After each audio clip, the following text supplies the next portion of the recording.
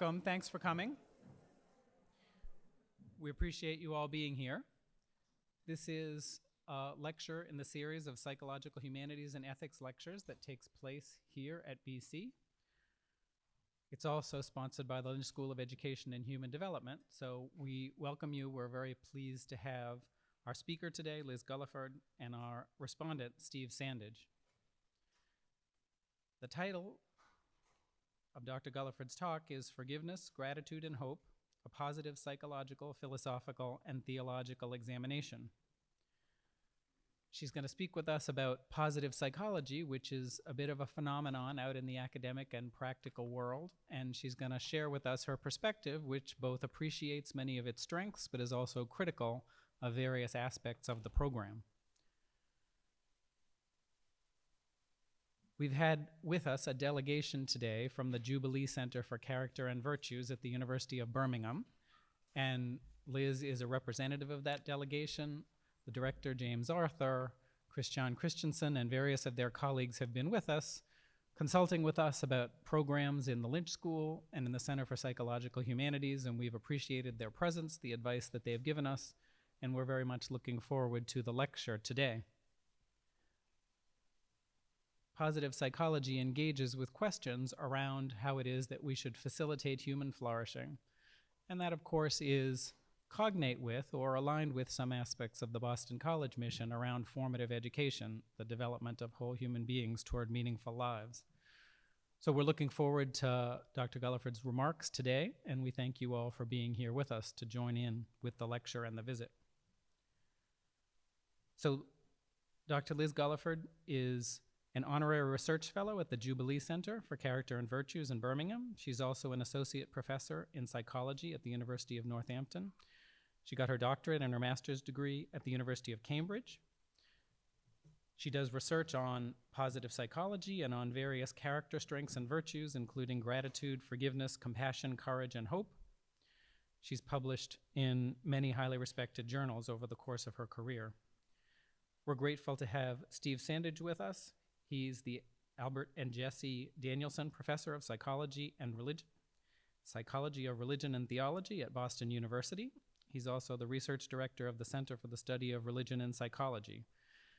He's written many books, had funded projects by the Templeton Foundation, the Lilly Endowment, the Fetzer Institute, and we're very pleased that he was able to come down the road here, down Commonwealth Avenue, to join us today as respondent.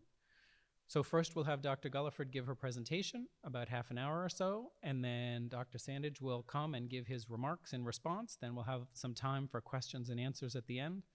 And when we're done, please join us. There will be a reception directly across the hall in the lounge there, and you are all welcome to join us for that. Dr. Gulliford.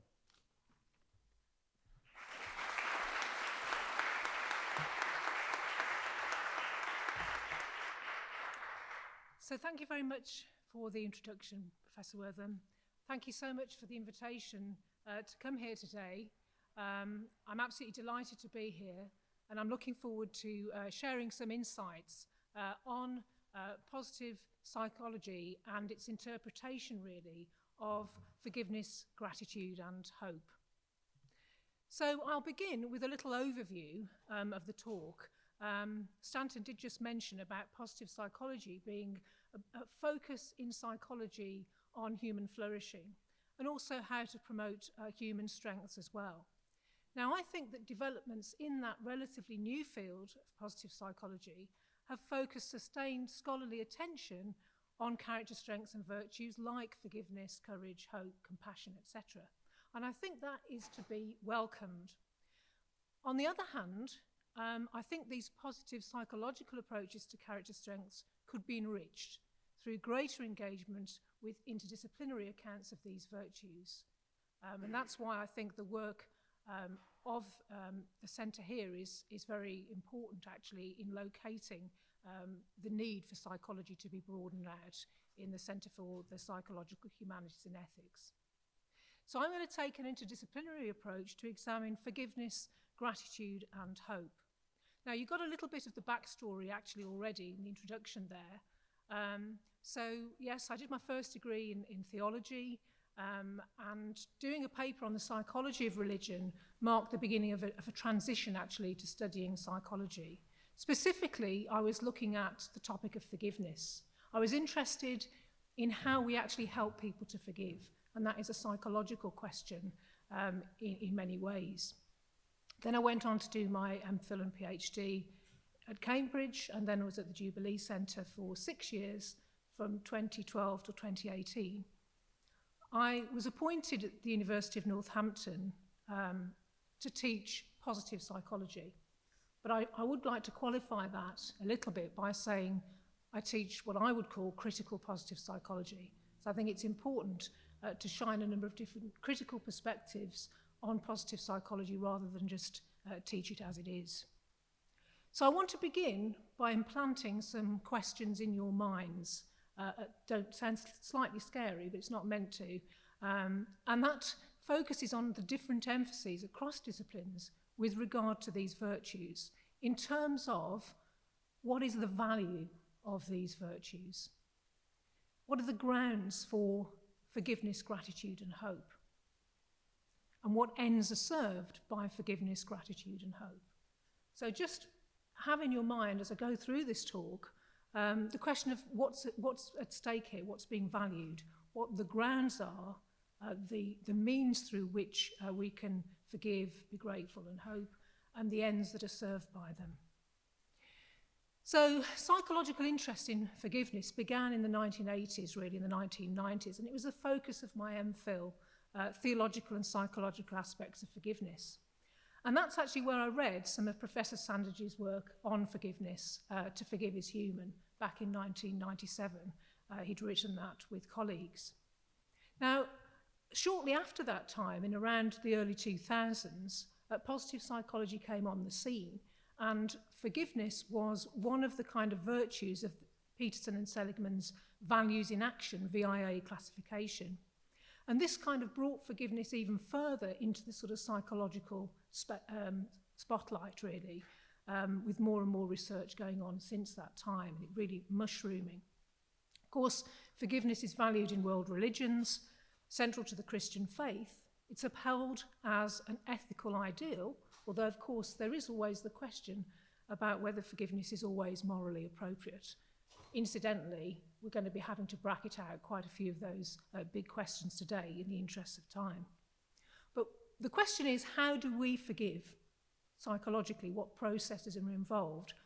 And I also want to say, how do we receive forgiveness as well? Now, at the time I was doing my MPhil, psychologists like Steve were beginning to illuminate the process of forgiveness and how people might be helped to realise this end. So people like Bob Enright, Ev Worthington, Steve Sandage, Mike McCullough as well. Now, time obviously won't permit me to go into detail about these psychological interventions, but in effect what they do is they flesh out an ethical ideal, and they offer the means through which people can be kind of scaffolded or helped to forgive. Now, there are two main types of psychological intervention. There are those that focus on reworking attributions of blame, and there are those that focus rather on cultivating compassion and empathy towards the person who's wronged us. Now, in the first case, it's more cognitive. The idea is that you go back over the kind of attributions of blame that you made. Perhaps they were made in the heat of the moment. Perhaps you need to look back over it and think what situational factors might have led somebody to snap at you. Were they going through a hard time? So the idea is that you rework these attributions, make them more situational, less characterological, and this loosens those kind of bonds of blame that we might have when we forgive other people. So this is associated with the work of Lewis Smedes, who talked about the metaphor of magic eyes for that kind of reworking of attributions. Also, Bob Enright talked about reframing an offender and trying to change this narrative of blame. The other approach, which focuses on cultivating compassion towards an offender, is a more affective approach. And that was sort of spearheaded in the work of Ev Worthington Jr. So psychology helps with the how of forgiveness, offering practical steps that might help people to forgive. Now, there's a wealth of empirical data that shows the effectiveness of these interventions. Some of the interventions are brief, some of them might take place over weeks, but there is evidence to show that they do help people to forgive others. And this illuminates this psychological approach, the human side of forgiveness, and its inevitable challenges. However, I think when you start to look at positive psychology more so than simply the psychology of forgiveness, there's a bit of a change here, and forgiveness is often construed as a means of effecting emotional repair, neutralizing negative emotions in the forgiver. This is kind of epitomized in the quote from Martin Seligman here, who's widely regarded as the father of positive psychology, when he says, "My aim is merely to expose the inverse relationship between unforgiveness and life satisfaction." So in other words, if you want to have more life satisfaction, forgiveness will help you. Now, of course, I'm not saying that forgiveness doesn't help to neutralize negative emotions, but there is this risk of grounding forgiveness instrumentally for its salutary benefit, that the reason that we engage in forgiveness is because it's good for our mental hygiene. The other thing I would say is that most of these psychological approaches to forgiveness emphasize the person who's doing the forgiving of other people, and they don't tend to look at the person's need to accept forgiveness themselves. So most of these interventions, most of these process models are actually about how to forgive other people, as if perhaps you don't need to be forgiven yourself. And this is actually reflected in many psychological definitions of forgiveness, which focus on granting as opposed to accepting forgiveness. Now, of course, the theological starting point for forgiveness is rather different, because it's based on the idea that it's human nature to fall short, and there's a universal human need for forgiveness. So within the theological discourse, forgiveness is as much received and appropriated as it is extended and offered to others. So there's more of a balance there between forgiving other people and receiving forgiveness oneself. In fact, extending forgiveness to others is potentiated by having received forgiveness oneself. Now, the other thing I'd like to point out here is that forgiveness isn't affected solely through our own agency. So we might want to engage in some of those process models of forgiveness. We might want to loosen attributions of blame, and this might be very helpful. But we're on our own if we're doing that.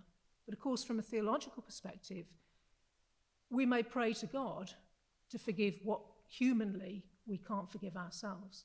So forgiveness isn't affected solely through our own agency. There's God's agency involved in the task of forgiveness as well. So I've summarized these different theological and psychological emphases in this table here, looking at the motivation to forgive, which in the case of positive psychology focuses on the salutary benefits to the forgiver, whereas in theology, the motivation is based on a compassion that we all fall short. That is human nature. The emphasis in positive psychology tends to be on forgiving other people. And again, in theology, we've got a balance here between, yes, forgiving others, but as we receive forgiveness ourselves. Who affects that forgiveness? Well, of course, within a secular psychological frame, it's just the individual. They go through, perhaps, working through these attributions, and so it's an intrapersonal process for the most part. Whereas, from a theological point of view, as I just noted, you could pray for God's help in forgiving others, so the individual isn't the sole agent of forgiveness. And then the goal. I was talking about what are the ends served at the beginning of this talk. Well, perhaps from a positive psychology perspective, the goal is increased positive affect and well-being in the forgiver, a sense of release. Whereas from a theological point of view, we also have that release. In fact, one of the words used in the New Testament to describe forgiveness is the word apoluo, which means to release. But at the same time, it's not about release and letting go of the person or the relationship. It's about release and reconciliation, if that's possible. So there is this different emphasis, really, in terms of the goal of forgiveness from a theological perspective as opposed to a positive psychological one. So I have done a few things over the last few years, a few book chapters on the sort of interdisciplinary approach to forgiveness, because today, obviously, I can only be very brief in giving you an overview through that table of what I see as the similarities and differences. So these are just some books that you could look at if you wanted to see more detail. So the next thing I want to talk about, really, and I've already touched on it a little bit, is the difference between individual and collective dimensions of virtue. So, as I've already said, positive psychology foregrounds the individual in this task of forgiveness. And we can become more forgiving through our own efforts and our own agency by putting into practice the reframing techniques or seeing the offence with the magic eyes. But I think this neglects the fact that virtues are cultivated and sustained in relation to and in communion with others. So being forgiven potentiates our forgiveness of others. And this collective dimension of virtue, I think, is particularly apparent in the case of hope, which is the next virtue that I'm going to put under the spotlight. Now, within positive psychology, optimism, hope, and future-mindedness have all been kind of stuck together. And I've actually done some work where I actually tease apart the differences between hope and optimism. If people are interested in hearing about that, I can direct you to some resources. But there isn't time to do that today. I'm just going to focus, if you like, on the family resemblances between hope, optimism, and future-mindedness. Now, learned optimism, I think, was one of the first concepts, really, that positive psychology had to work with. Martin Seligman wrote his book, Learned Optimism, in 1990, which is about 10 years before the advent of positive psychology.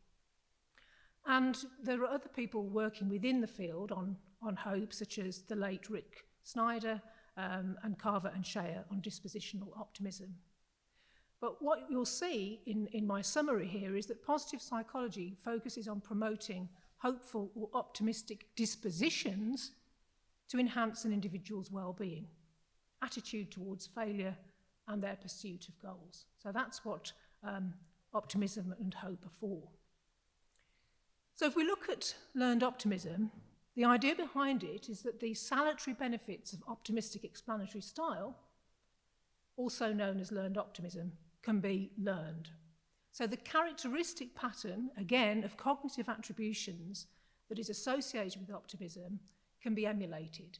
And somebody whose characteristic pattern is more pessimistic can actually school themselves to have a different style of explaining success and failure. I would go into more detail. My original set of slides actually expanded on this, but again, there isn't time to go into this. But essentially, the idea is that these favourable patterns of attribution can be learned. And Seligman sees learned optimism as a means of increasing positive emotions about the future. So in that sense, optimism is a hedonic resource. And we saw how, in the case of forgiveness, Seligman talked about forgiveness being a means of neutralising negative emotions. Now we've got optimism being a way of increasing positive emotions. And what's it grounded in? Going back to that question that I asked at the start. It's founded in a confidence that's based on the individual's ability to examine and change maladaptive cognitions. So hold that thought. Now, if we look at hope theory, this is another theory of hope as opposed to optimism, which sees hope consisting of two factors, agency thinking and pathways thinking. Now, as the names suggest, agency thinking is essentially belief in one's ability to reach a goal, the little engine that could, that kind of thing. Pathways thinking is about problem solving to reach these desired outcomes. So you have a goal, and you have a pathway towards it, and you have the self-belief through agency thinking that you will stay on track and meet that goal. Now, this is a graphic that represents Snyder's hope scale, and you can see how the agency and the pathways thinking is tapped by these different items in that questionnaire. So you can see I energetically pursue my goals is an example of the agency thinking. I can think of many ways to get out of a jam, an example of the pathways thinking that people would respond to on a questionnaire. So whichever way you look at it, in hope and optimism, they're seen as hedonic resources. These psychological models are largely cognitive, because you can stand back and change the way that you think, potentially modifiable personal traits that ground hope and optimism in beliefs about personal agency and control of these cognitive attributions, alongside problem-solving skills. These then have instrumental benefit in enabling an individual's pursuit of desired goals and their happiness and well-being. So the ground of hope in optimistic explanatory style is confidence based on the self's ability to change and manipulate these maladaptive self-beliefs. Hope and optimism are construed as internal, largely cognitive processes. So everything that's happening is happening within your head. It's the way you're thinking about things that's sustaining optimism or pessimism, its opposite. But what I want to suggest is that this doesn't take account, this really misses the mark, because it doesn't take account of hope's collective or shared dimension, which is grounded in a different type of confidence, and that's the confidence of trust or hoping in. So hope is sustained in relation to other agents. It's not this purely interior personal resource. There may be aspects of hope that are within our control, but perhaps you know from your own experience that it's the expectations of significant others that influence our hope. Somebody, think back to a time when you felt really hopeless. Did somebody help you? Did somebody help to expand your perspective of the situation? I think this shows that a helpless individual may indeed be beyond the point of self-help. They might not be able to sit down, give themselves a talking to, think I should be cultivating an optimistic explanatory style. But they're not beyond help. Because to give a tangible example of this, when we go to see a therapist, when we go to see a friend, a counsellor, or an advisor, feeling hopeless, that person often rekindles hope in us.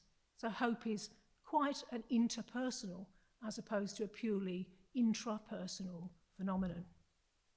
Now, this idea of hoping in goes back quite a long way to Thomas Aquinas, who said that the temptation to abandon hope may not be as overwhelming when we're able to hope in another's assistance. Now, naturally, Aquinas would regard God as the ultimate agent of that assistance. But he recognises that we may hope in other agents, fellow human beings, our friends. So we hope in other people, and we share a collective practice of hope. So here's Thomas. We hope rightly when we hope in God or neighbour, even if we do not obtain the particular object we hope for. It is unlawful to hope in any man or any creature as though it were the first cause of movement towards happiness. It is, however, lawful to hope in a man or a creature as being the secondary or instrumental agent through whom one is helped to obtain any goods that are ordained to happiness. It is in this way that we turn to the saints, and that we ask men also for certain things. So this interpersonal view of hope can be contrasted with the predominantly intrapersonal view of hope that I was talking about in psychology, the idea that hope is something that is purely regulated from within by our own kind of rational choices and decisions to change our explanatory style. But it's interesting, though, because if we turn back the psychological clock from positive psychology to psychodynamic psychology, we'll actually see some differences in the way that hope was seen by some psychodynamic psychologists. So I think it's good to promote salutary or positive styles of thinking that prioritise these self-determined or autonomous aspects of hope and optimism. I think it's good to buoy up agency thinking, self-confidence and self-belief, but I think we have to recognise that we can't in all circumstances bring things about through our own efforts. And I think sometimes that belief could be dysfunctional. And that hopes are often shared and kindled in the first place in trust or confidence. So this book, Images of Hope, by William Lynch, I think says it very well. He's talking here as a clinician about this interpersonal aspect of hope. And I think it's pretty clear, actually, that he would have been influenced by Aquinas as well. Hope not only imagines, it imagines with. We are so habituated to conceiving of the imagination as a private act of the human spirit that we now find it impossible to conceive of a common act of imagining with. But what happens in despair is that the private imagination of which we are so enamoured reaches the point of the end of inward resource and must put on the imagination of another if it is to find a way out. Whereas a more public act of the imagination comes far closer, I think, to describing the saving process that goes on in the modern psychotherapies. Two imaginations, that of the patient and the doctor, work together to discover and enlarge the possibilities of a situation. So I think this earlier psychology actually did emphasize the more kind of collective and interpersonal aspect of hope that I think has receded as we've seen the rise of positive psychology. So a culture of self-help does little to cultivate a more collective and interpersonal understanding of hope. I think positive psychology could take more account of the collective dimension of hope, which this earlier psychodynamic approach emphasized, and that, as I say, is resonant with Aquinas. The third thing I'm going to talk about today, as I said, is gratitude. Or am I? Am I really going to talk about appreciation? That's a question that I want to set in your mind. Now, gratitude is one of the success stories of positive psychology because it's been found to have a whole host of intrapersonal and interpersonal benefits. It's been shown to be this very reliable means of promoting happiness, well-being, and social connection, among other valuable goods. So some of the intrapersonal benefits of gratitude: grateful people sleep better. Gratitude improves psychological health, increasing happiness, reducing depression, helping to prevent emotions like envy, resentment, and regret. It improves physical health as well. It's related to fewer depressive symptoms, and people who are grateful are more willing to seek help for health concerns. That's probably what mediates the link actually between gratitude and physical health. But there are these interpersonal benefits as well. Of course, we all know that saying thank you is good manners, but we also know that it helps to build social bonds. It helps people to feel more connected, and that's not really a surprise if what you're doing is acknowledging the goodness of other people and their kindness. In a more applied sense, it can build morale in the workplace. One study showed an almost 18% increase in job satisfaction in nurses following a gratitude intervention. So there are a number of ways that people have tried to promote gratitude, but one of the biggies is to keep a gratitude journal. And psychologists Bob Emmons and Mike McCulloch were the first to show that keeping a gratitude diary for a couple of weeks significantly improves well-being. So people in their study, there were students in the study, there were people with neuromuscular diseases in the study, had better sleep, fewer symptoms of illness, increased happiness, increased positive affect, and decreased negative affect.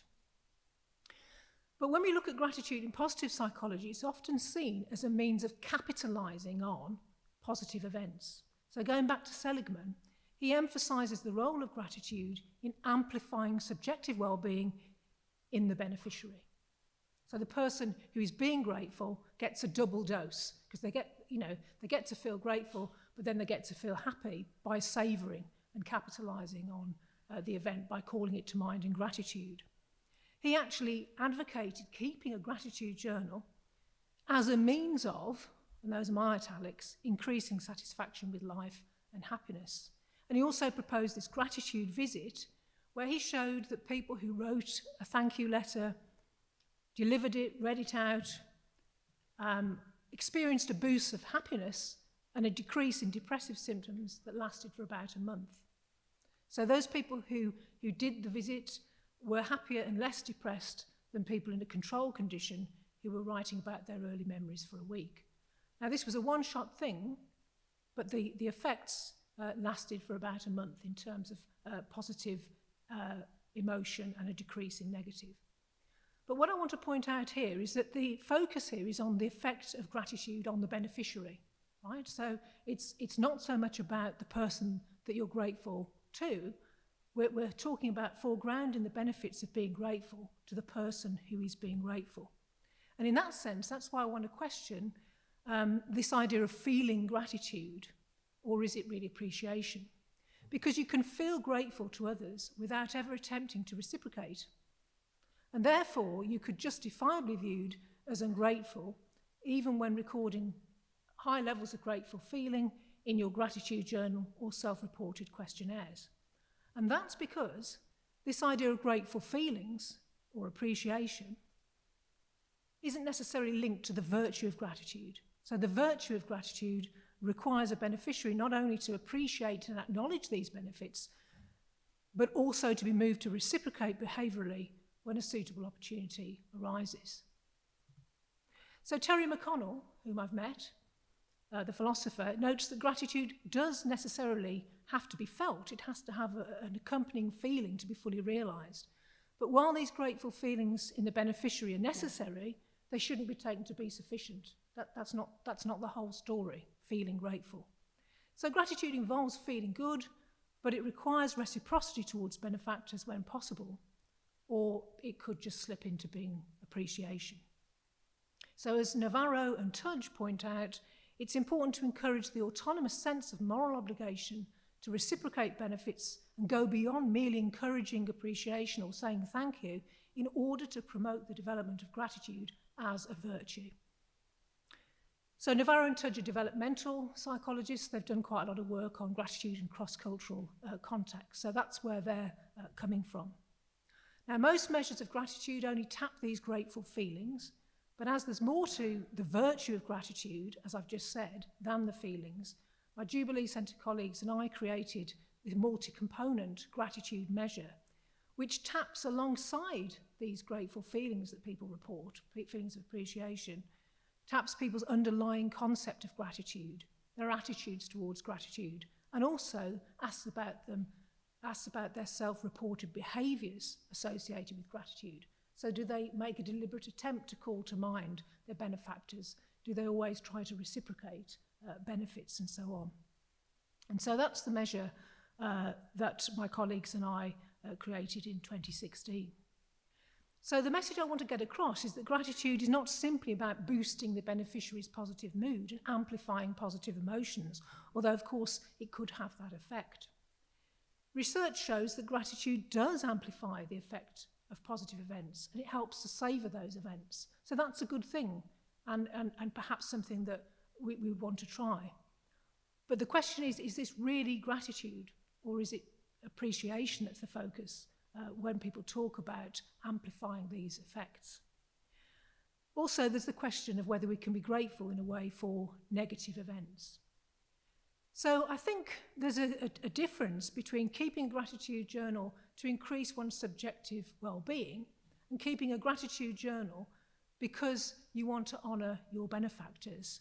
And I suppose in that sense, that would be a genuine gratitude journal where you recognise the benefits you've received from other people, you write about their efforts to help you, their friendship, and you keep the journal to honour them. In the process of doing that, it helps us recognise we're not the sole architects of all the good things in our lives, nor the sole authors of our successes. So this different emphasis on keeping the journal to acknowledge the benefactors. I also want to bring up this idea of gratitude for positive events and whether actually you can be paradoxically grateful for something that was challenging or that you thought was negative at the time.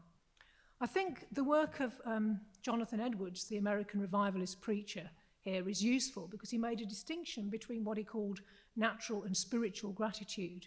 So natural gratitude flows out of us effortlessly when good things happen to us. And that's the kind of thing we're talking about when people are keeping the gratitude journal and writing what good things have happened to them. But gracious gratitude is of a different order, and that's the gratitude we express for God and his goodness even when surrounded by difficult circumstances. And this is, of course, expressed in Paul's letter to the Thessalonians about giving thanks in all circumstances. I think the former Archbishop of Canterbury, Rowan Williams, he wrote a book with Joan Chichester, For All That Has Been, Thanks. And the central thrust of that, really, is this kind of spiritual gratitude, this acknowledgement of gratitude anchored in trust in the goodness of the giver and not simply how good their gifts might make us feel in the short term. So I would say the virtue of gratitude is more than a means of capitalising on positive events. It could be part of it. But I would say that gratitude could be redemptive as well, enabling us to finally give thanks for difficult times and experiences that have been very challenging to us, forged in the crucible of suffering. So I think that the positive psychological approach to gratitude, again, could be enriched by taking these sorts of insights on board. And it wouldn't be difficult to do that because the positive psychological research on gratitude could be linked to research on concepts like post-traumatic growth in order to have a kind of a secular analogue, if you like, of the idea of spiritual gratitude. So, summing up, forgiveness, gratitude and hope, often conceived within psychology as enduring personal resources that can be cultivated. The benefits are often grounded instrumentally. So subjective well-being is in the foreground. You feel better, you have better health if you're forgiving, if you're grateful, if you're hopeful and optimistic. The other thing is that positive psychology tends to focus on the individual rather than the collective aspects of virtue. And I've said that actually virtues are sustained with others. Obviously, the example of how hope is not just an intrapersonal phenomenon, it's sustained in communion with others. How forgiveness isn't just about extending forgiveness to others, it's also about appropriating it oneself. So in this presentation, I've aimed to show that these perspectives in positive psychology could be broadened, not necessarily with an explicit sort of faith agenda, but we can learn from theology how to accept forgiveness ourselves as well as extend it to others. This aspect is far less researched within positive psychology. Forgiveness is a virtue we participate in as both receivers and givers. Similarly, hope isn't a purely internal resource. While there are aspects of hope that are under our control, hope is kindled and sustained with other people. So we can work on being more hopeful, we can work on generating a more optimistic explanatory style, and that may be good for us. But there's more to hope than that.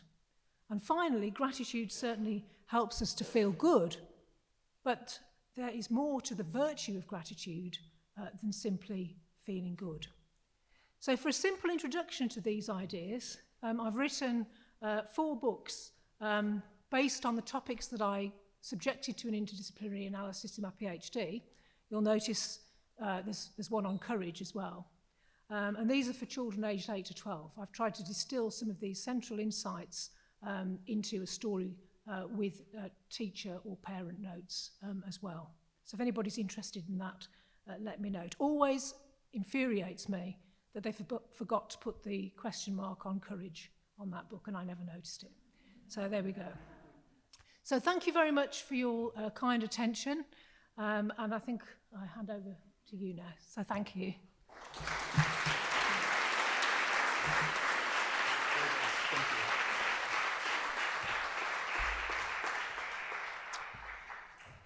Thank you, Dr. Gulliford, for such an interesting walk through 3 major virtues and for highlighting some important issues. And I'm grateful to be here at Boston College today to offer a few remarks. And we've not met in person, but have been aware of each other's work, and I'm so sympathetic to your points. I'm going to mostly expand on some themes that I think are really important on these issues and point to some possibilities for those of you who want to pursue work in these areas.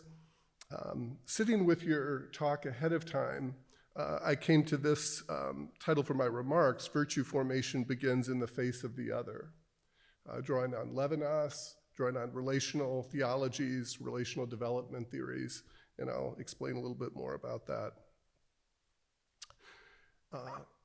Back many years ago, with the theologian Laurent Schultz, we did an interdisciplinary book called The Faces of Forgiveness, using this theme, this motif of facing, which you could deal with in a scientific sense, as faces are something we often use to interpret our people we're in relation with, experiences with people.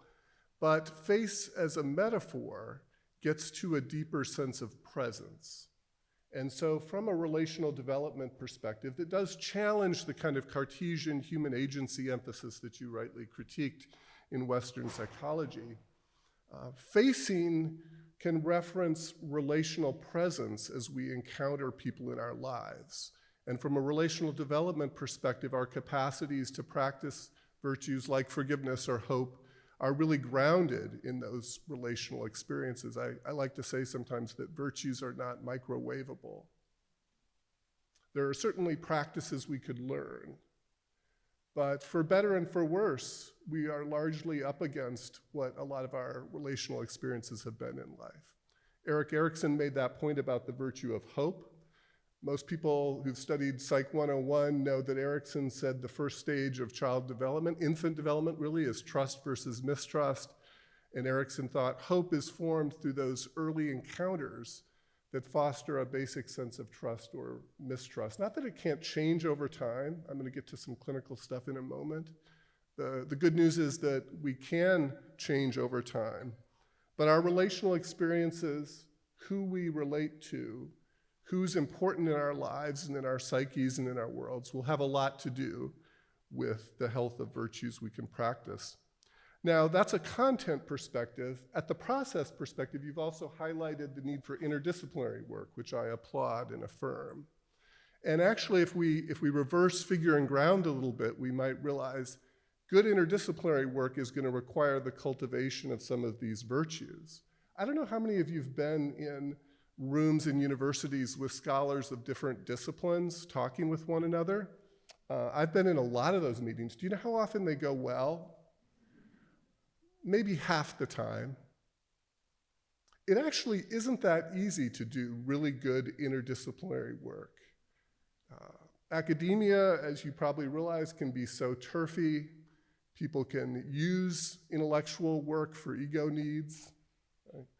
So actually, good interdisciplinary work is more like a virtuous craft that's going to require healthy relational development, virtues like intellectual humility, the willingness to listen to others, to be curious, to try to understand their perspectives. Now, some colleagues and I have been pushing forward some of the virtue work in the mental health care system. David Goodman, one of our hosts here, is involved in this project, funded by the Templeton Foundation. How often do you think virtues like forgiveness, gratitude come up in mental health settings?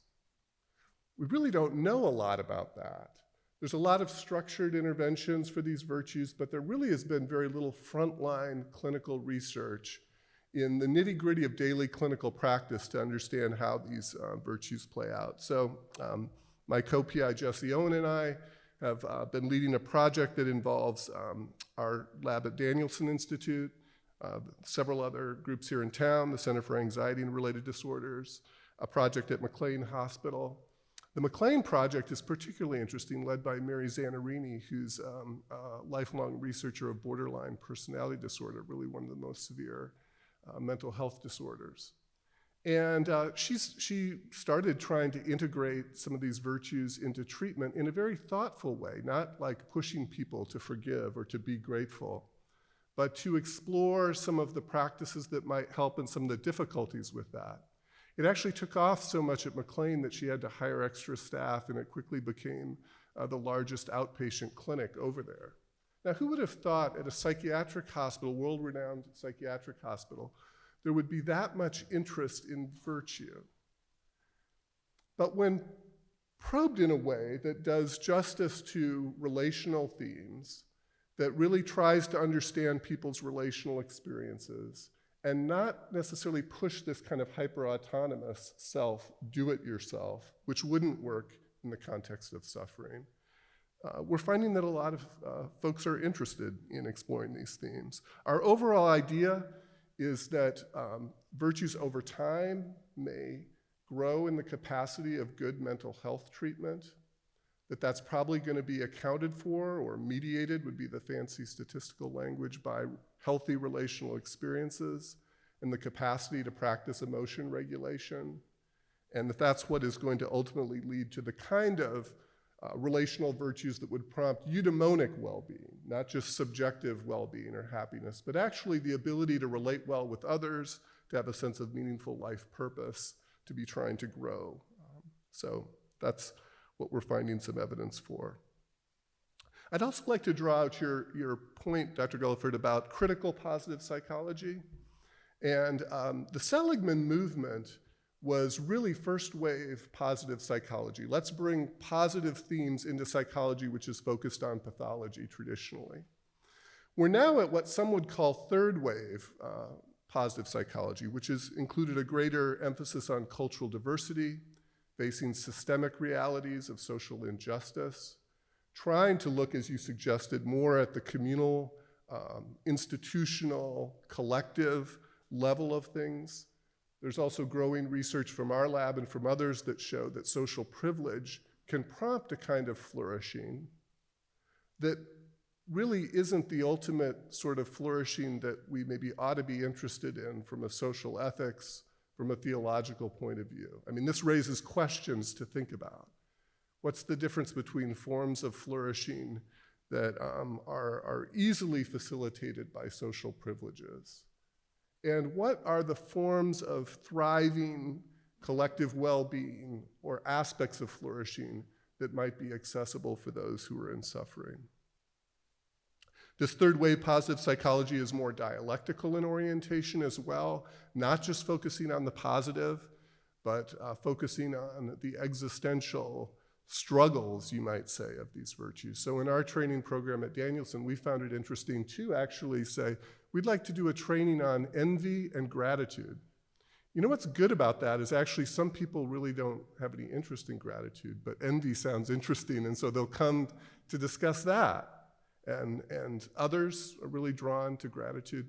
But part of what we believe from a relational development perspective and from a clinical perspective is that we won't simply talk our way into mature forms of these virtues by trying to just focus on the positive. And we're going to need to focus on our struggles and to turn them inside out. What are some kinds of envy that aren't purely vice? What is at the root of envy, actually? Is there a kind of desire for something that might even be spiritual or existential? What about humility? Is there a place to kind of admit our struggles with narcissism and to explore what's really going on in that aspect of development? One of the people on our team, Laura Kaptari, coined the term virtue bypass for one of our concerns. Virtue bypass, similar to the concept of spiritual bypass, is when we might want to, sort of like virtue signaling, we might want to appear virtuous or think of ourselves as virtuous, but it's not really authentic. It's not really grounded in relational development. And it isn't going to show long-term mental health benefits, I don't think. Lisa Tessman's work, Burdened Virtues, is another lead I would offer to you from a feminist perspective. We could raise questions about ways certain virtue concepts have been burdensome to women, to people of color, to others from non-dominant groups, and even lead us to ask the question, which I appreciate your point about we could try to be virtuous simply for our own benefit, and that is probably ultimately limited relationally. But I think from a critical perspective, we could also ask, who has been expected to be unselfish?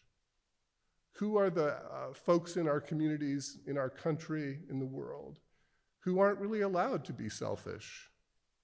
By selfish, I mean put their own needs before others. So those are burden virtue questions that we should also be considering. There's interesting literature on the ways some virtues might actually help us in culturally diverse settings, in caring about social justice. There's a body of research there that could also extend these relational questions you've highlighted, the way these virtues might actually facilitate our efforts to relate across cultural differences and care about issues like racism, sexism, poverty. So in short, I want to affirm this invitation to think more relationally, to think in more interdisciplinary terms, to think about sources of change in human development that involve facing and being faced in ways that can foster authentic virtue change. In our clinic, we found one of the key predictors for clients over time for growth in virtues like forgiveness and gratitude really in our context wasn't that the therapist said, hey, do you want to be more forgiving? I can guide you to a 3-step meditation on how to do that. Actually, it's really seeming to be the relational dynamics where forgiveness or gratitude isn't really named. There's just a constructive, authentic relational process that's unfolding. And so we actually have longitudinal data showing that the ratings of the relational dynamics by therapists and their clients done blind to each other is predictive of growth in these relational virtues over time. That's predictive of growth in well-being, declines in symptoms. It's really a relational model of how virtue can happen. And this raises one final question as we wrap up is, where will we find relational ecologies to grow in these ways? We're quite concerned about helping professionals in particular, but folks in general, of where can you find places to connect with others that might foster the authentic growth in relational virtues. So we're currently working on a project to try to create those spaces for therapists, spiritual leaders, and others to try to foster that kind of growth. So thank you so much for your lecture, and thank you for your time here today.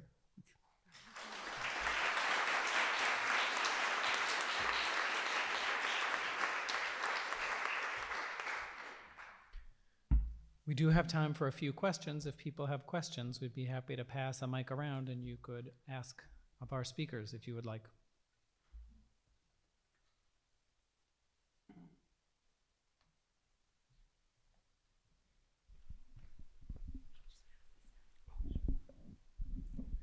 Thank you so much for that wonderful presentation and the response as well. I'm wondering, you both still seem attached to the positive psychology framework, and I'm wondering what it would take for you to decide to jettison that and to move beyond that. And just kind of by way of example, I was recently doing some work with teachers, and in positive psychology there is this PERMA framework where the very first part of it, the P, is for positive emotions. And I asked the teachers to talk about the negative side of, the positive side of negative emotions. And it was one of the most animated discussions that I've ever encountered. They had opportunities to talk about emotions like envy, disgust, anger, sorrow, grief, and they needed that. And it kind of made me wonder, have we been pushing this whole positive psychology framework too hard for too long, and it might be time to move beyond that? Thank you. Thank you. I completely agree with this. And actually, from within my position at the University of Northampton as Associate Professor in Positive Psychology, I'm actually trying to sort of take on these challenges from the inside. And one of the things I do in terms of so-called negative and positive emotion is I actually blow apart the idea that there's any such dichotomy. Obviously, emotions are the right emotion for the right reason, to the right degree, at the right time, you know, an Aristotelian approach. And so one of the things I do in my first year course is actually I bring in that kind of critique and say this division of emotions into positive and negative, we need to question that. I also say we need to question the VIA sort of framework as well. Obviously, there are multiple questions about the higher level virtues and how things are organized and how it was derived. But I think the best way I can get people to be more critical of positive psychology is in the way I teach it. And I teach it in a very critical way. So that's sort of how I've been trying to, as you said, do away with the framework. I mean, I'm not doing away with it. but I'm actually expanding its horizons and critiquing it from within. And I think that actually leaves my students with a much more critical view, taking on some of the insights of the third wave positive psychology that Steve mentioned, looking at positive psychology in its sociological context, the question, of social justice, whether everybody's free to pursue this subjective well-being in the same way. So certainly at my university, I was appointed to be initially a senior lecturer in positive psychology and then associate professor. But I am doing my best to kind of expand beyond that and to look at philosophical questions of eudaimonia as well. What is happiness? What is a life well lived? What is flourishing? That goes beyond the kind of fare of the traditional positive psychology. So thank you for the question. And I hope you feel somewhat reassured by my answer. Thank you. Yeah, I would similarly say I'm not really using the framework. I'm more of a dialectical psychologist, but I would answer this way too. There's a lot of settings in, say, the mental health world where I think there's inadequate attention given to strengths, to positive experiences. And I don't think that by exploring those we need to somehow just be positive all the time. But I am concerned that I think it's dehumanizing in mental health settings when there isn't attention to growth, to well-being, and not just the absence of symptoms. I mean, the Western medical model of the United States is basically based on treatment to reduce symptoms, which I think is great. We should reduce symptoms of distress. But I believe very strongly we should try to also help people live meaningful, full lives to the extent possible.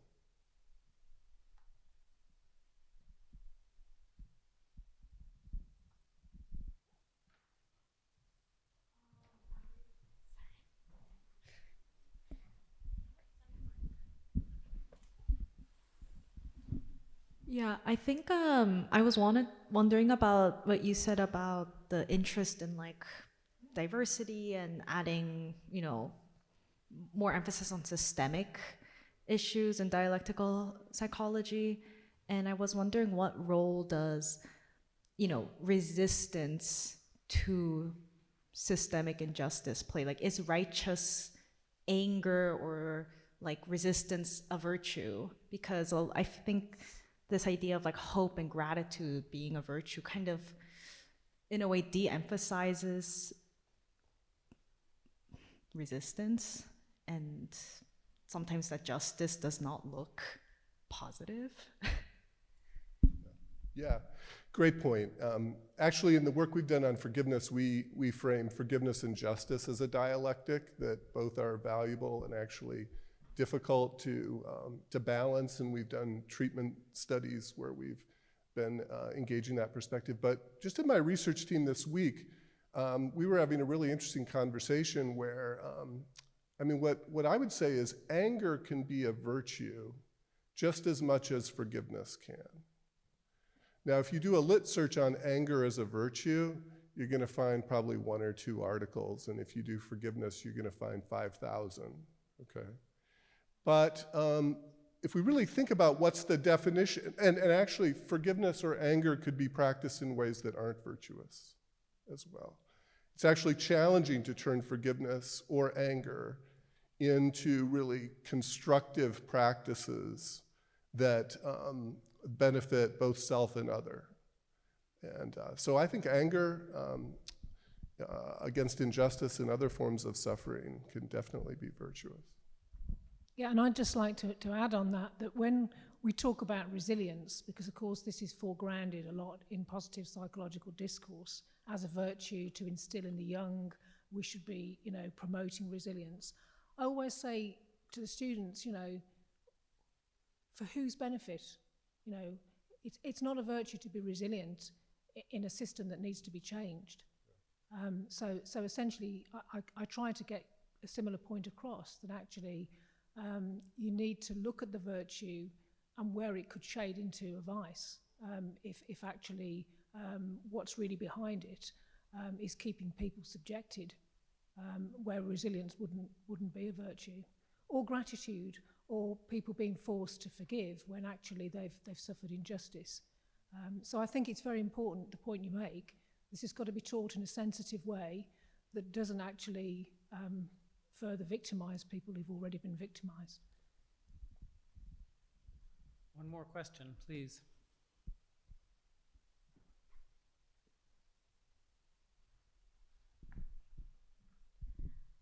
So when we were talking about the psychological benefits of forgiveness, hope, and gratitude, I was wondering the kind of population that research was done on, and if there's any research that exists on how those three can actually be psychological risks for certain populations.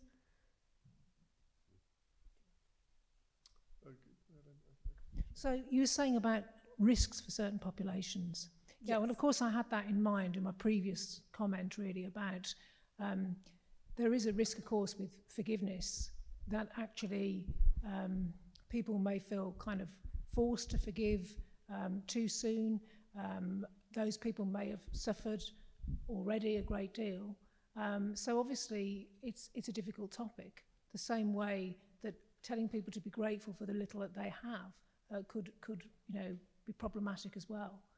Now, of course, the research has been done on a range of different populations. I haven't actually conducted any of those interventions that I referenced. But I think the key issue really is that people would have to sign up to them of their own free will, not to have it forced upon them. And obviously, my concern that I was talking then about victimising people further, it's something that people should do only when they feel that they want to do it. So that's what I would say in broad terms about it. I don't know if you have anything specific about populations. Well, one other thing I would add, and there is really interesting cross-cultural research on some of these virtues, probably especially forgiveness and gratitude, but this is maybe a dangerous claim to make in a room that has lots of philosophers and virtue ethics experts in it. But across most virtue traditions, the idea isn't to practice one virtue all of the time. So like the idea of being forgiving in every situation, that isn't really necessarily the best of that virtue. The challenge of practical wisdom is to read situations and to come to practice the particular virtues that are best for that situation. Now that's a tall order, right? That's a very tall order. But I think that coincides with the concern that Laura Kaptari has raised about virtue bypass, where someone may get stuck trying to practice the same virtue over and over in ways that are either have been colonized into them or that are just not adaptive at all. And there's not a flexible repertoire of other strengths to utilize. So those are questions that we need to really push forward and think a lot more about.